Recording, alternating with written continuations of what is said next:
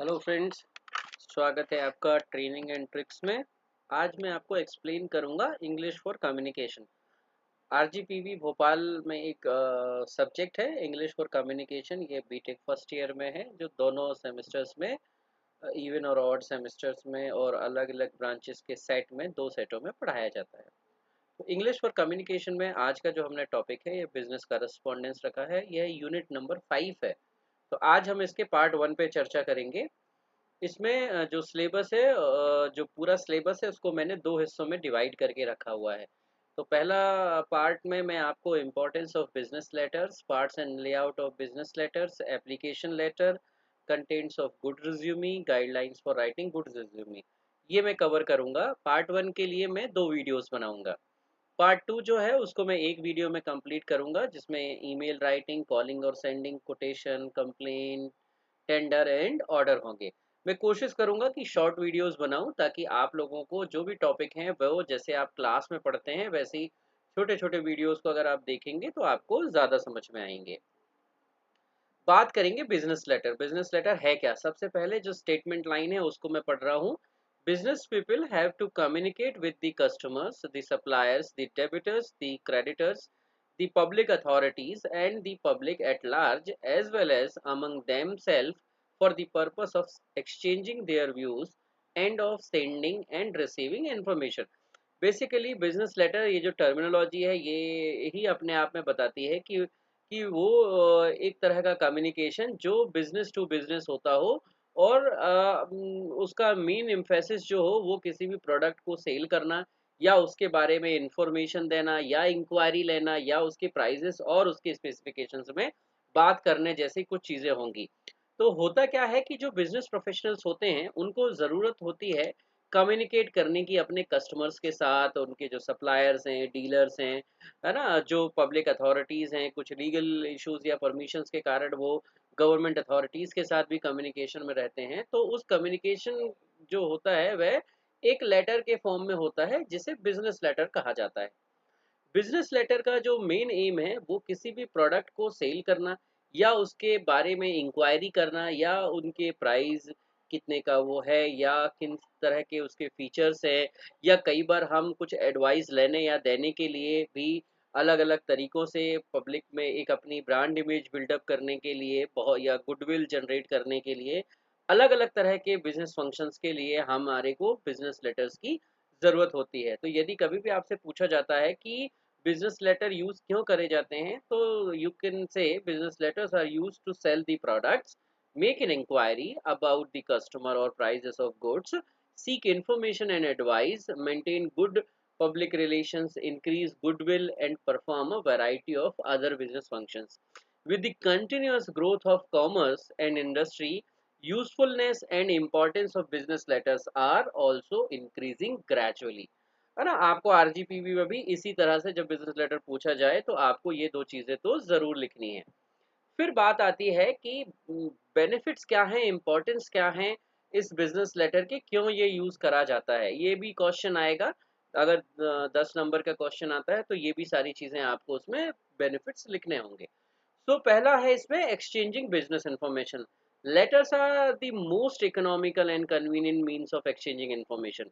With the help of letters, executives can easily exchange information with the customers, suppliers, investors, government offices, regulatory authorities, etc. Second, exchanging business relationship. So business letters plays an important role in establishing and maintaining relationship with the various parties. Business letters reduces the distance between a business and its customer, suppliers, creditors, and other public groups. The third one is creation of market. So circular letter, a form of business letter, helps to create new markets for goods and services. This letter contains information about utility features and usefulness of the products and induces the customer to buy the product. अब इन तीनों के बारे में मैं आपको बताता हूँ। पहला तो एक्सचेंजिंग इन्फॉर्मेशन, जैसा कि स्टेटमेंट भी कह रहा है, ये बहुत ही इकोनॉमिकल तरीका है, कन्वीनियंट तरीका है अपने बारे में इंफॉर्मेशन किसी को बताने का, या किसी से कुछ भी इंफॉर्मेशन लेना, जिसे आप एक्सचेंज ऑफ इंफॉर्मेशन बोल सकते हैं। दूसरा, इस्टेब्लिशिंग बिजनेस रिलेशनशिप। कई बार ऐसा होता है कि हम एक अच्छे रिलेशनशिप एस्टेब्लिशमेंट के लिए या रिलेशनशिप को मेंटेन करने के लिए बिजनेस लेटर्स भेजते हैं अपने सप्लायर्स को, अलग पब्लिक ग्रुप्स को, in terms of greetings of festival, in terms of some information related to new products, new initiatives and new developments.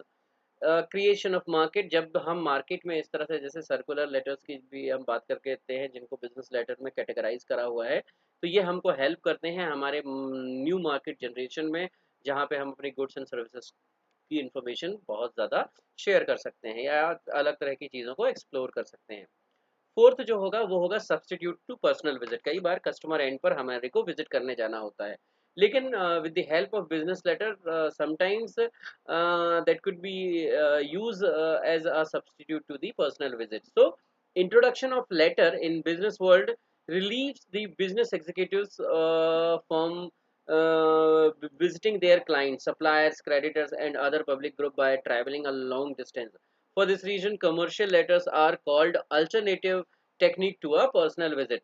है ना, कई बार ये होता है कि पहली बार हम विजिट कराते हैं, अपने प्रोडक्ट को इंट्रोड्यूस कर देते हैं, उसके बाद हम बिजनेस लेटर के थ्रू उनसे कंटिन्यूस टच में होते हैं, ताकि वो हमारे नए नए प्रोडक्ट्स और नए इनोवेशंस या नए स्टेप्स के बारे में कस्टमर अवेयर रहे।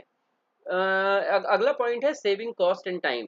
Business letters relieves busy executives from visiting personally their clients and other concerned parties.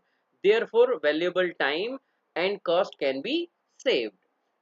The sixth one is maintaining secrecy. So, business letters are also help to maintain secrecy of information. None one other than the sender and receiver can know the message contained in the letter. कई बार ये होता है कि अगर हम किसी executive को भी भेजते हैं तो हो सकता है कि वो उतना सिक्रेसी मेंटेन ना कर पाए, लेकिन बिजनेस लेटर्स में सेंडर और रिसीवर के बीच में जो मैसेज है या बिजनेस सीक्रेसी है वो बड़े आराम से मैनेज हो जाती है। Increasing goodwill, obviously when you will write business letter to someone, like business letters like inquiry letter, circular letter, order acknowledgement letter, adjustment grant letter, etc., help to increase goodwill of a business with the customers. The another one is formal agreement. So business letter act as a formal agreement between buyer and seller.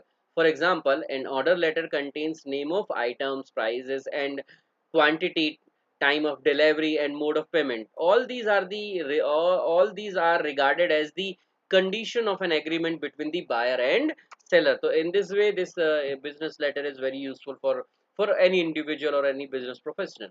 Settlement of transactions, like commercial letters have paramount importance in setting business transactions. For example, by writing a claim letter, buyer can raise his claims to the seller. By writing collection letters, seller can collect dues from the customers.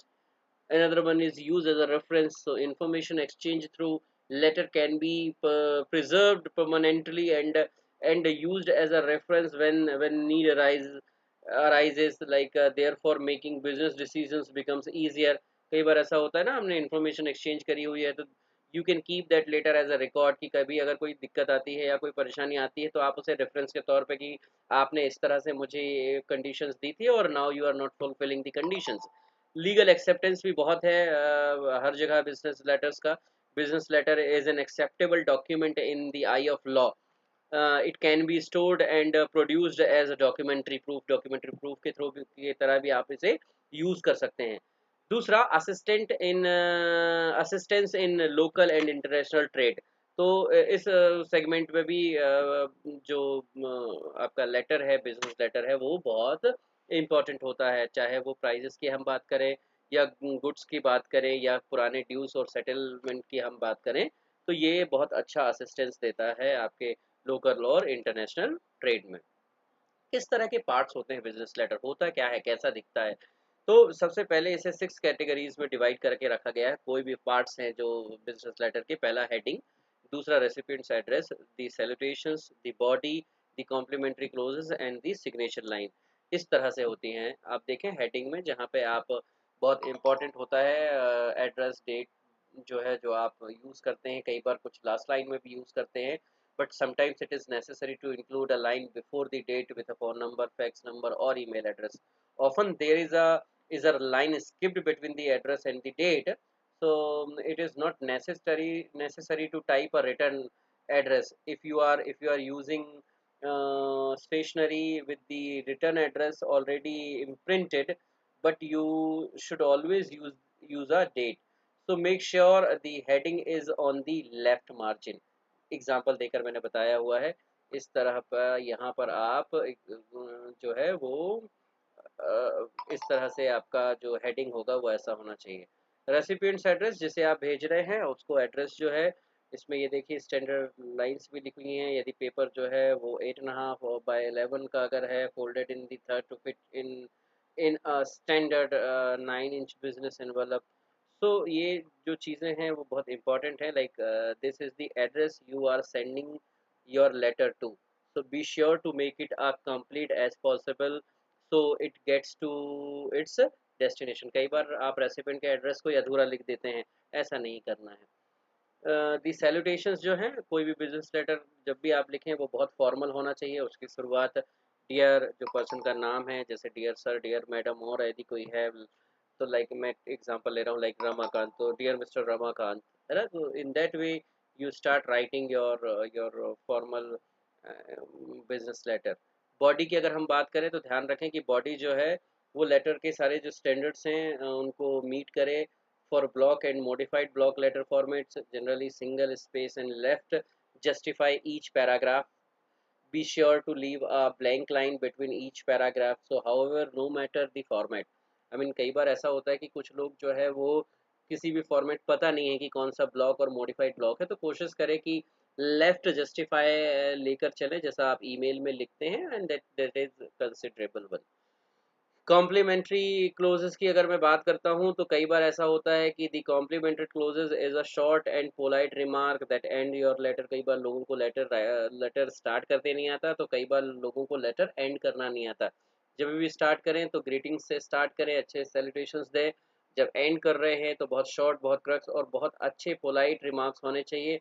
The close begins at the same justification as your date and one line after the last body paragraph. So capitalize the first word of your closing, like thank you। you can see here जो मैंने mention किया हुआ है thank you, and leave 4 lines for signature between the close and the sender's name, so a comma should follow the closing। the signature line, skip at least 4 lines after the close for your signature and then type out the name to be signed। ये जरूर ध्यान रखें। Enclosures में यदि अगर आप कुछ enclosures दे रहे हैं, कुछ डॉक्यूमेंट्स दे रहे हैं, तो आप उसमें ज़रूर मेंशन करें। फॉर्मेट की अगर मैं बात करूं कि किस तरह के फॉर्मेट और लेआउट्स होते हैं लेटर के, तो ये 3 तरह के होते हैं: block style, modified block style और semi block style. The most common layout for a business letter is called a block format। In this format, the entire letter is justified to the left and single spaced except for a double space between paragraph। ये मेरे 4th video में मैं आपको ये letters जो है वो online लिख कर भी बताऊंगा, तो आपको उसके लिए वेट करना पड़ेगा, और इस चीज़ के लिए आप इस चैनल को सब्सक्राइब ज़रूर कर लें ताकि जब भी मैं वो वीडियो डालूँ आपको मिल जाए। Modified block style जो second है, modified block style is another popular type of business letter। The body of the letter and the senders and recipients address are left justified and single spaced। However, in the format the date and closing are tabbed to the center point। The third one is semi block style। The least used style is called a semi block style। In its each paragraph is intended instead of left justified। ये थोड़ा सा एक balance type का होता है, लेकिन अब इसे लोग यूज़ नहीं करते हैं। ब्लॉक स्टाइल और मॉडिफाइड ब्लॉक स्टाइल को ही आप हमेशा यूज़ करें जब आप बिजनेस लेटर को लिख रहे हो। फॉन्ट की बात करें, स्टैंडर्ड फॉन्ट्स रखें बिजनेस लेटर्स के लिए। जो एक्सेप्टेबल या स्टैंडर्ड है वो टाइम्स न्यू रोमन है। साइज 12 रखें, 10 रखें, ये 2 फॉन्ट आप ट्राई कर सकते हैं। अगला है एप्लीकेशन लेटर। कई बार लोगों को ये पता नहीं होता है कि एप्लीकेशन लेटर और बिजनेस लेटर में क्या फ़र्क है। तो कोशिश ये करें कि बिजनेस लेटर और एप्लीकेशन लेटर को थोड़ा सा अलग करके देखें, एक अलग नज़रिए से देखें। Application letter is a letter written for a variety of purpose in our day-to-day activities, which can be domestic or professional। It is a liability conferred upon the sender by an authority. कई बार हम बहुत सारी चीज़ों के लिए जब बात करते हैं कि जैसे कवर लेटर की बात करें, कई लोग मुझसे पूछते हैं कि क्या कवर लेटर एक एप्लीकेशन लेटर है? Yes, you can consider that cover letter as a application letter. Okay, you can consider a cover letter as a application letter, a job application letter. Often you will come across information that limits the meaning of application letter to that of just a cover letter, but the multi-purpose role of application letter makes it meaning broad, and in that sense it is also a request letter and an inquiry letter. Types of application letters. So application letters for teacher, leave application letter, loan application letter, school application letter for resume, business application letter, visa application, और इस तरह से अलग अलग तरह के business letters हैं। अगर आपसे पूछ लिया जाता है टाइप, तो यह आप अपनी परीक्षा में एग्जाम में लिख सकते हैं। So thank you very much for your patience listening and watching this video. Do subscribe this channel, that is Training and Tricks, and thank you very much for your patience listening. Thank you. Have a great day. Bye.